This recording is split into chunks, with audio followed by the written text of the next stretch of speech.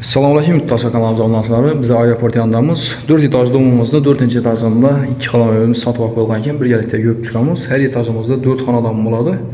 Shu 4dagi xonadonga yurib chiqamiz. Bismillahirrohmanirrohim. Girganimizdan koridor, xonamiz ayni to'g'rimizda ishli bo'ladi. O'ng qo'limizda sanuzel, kuxni, normal holatda uyimiz. Ammo bizlarni like podpisasi bilan qadishlab turinglar.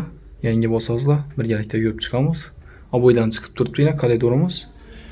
Yon tarafimizda sanuzel, horistonlarni dombayni, patoklarimiz plastik, eshiklarimiz MDF eshik. Normal holatda bemalol kelib ko'raverasizlar. Aeroportning yonida bilasizlar. Dik aeroportni teyinida desak ham bo'ladi. Bu yerda vaziyamiz getada ekan yurtdoshlar. Kuxinli mebellarimiz, yemekda duh konteynerlar, gaz plitchalarimiz qoladi bu yerda. Yetishkalari barcha jihozi getada ekan. Aynalarni almashtirilgan akvayna. Bu yerda zal joyimiz, bu yerda shkaf qoladi ekan. Qonverchlar yetadi dedi.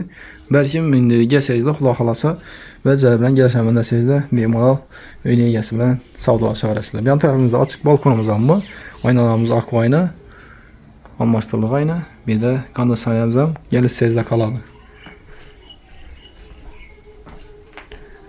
Bu tarafimizda yana spaynimiz ham aboydan chiqib turibdi. Normal holatda yurtda olazing, barcha jihozi yetadi.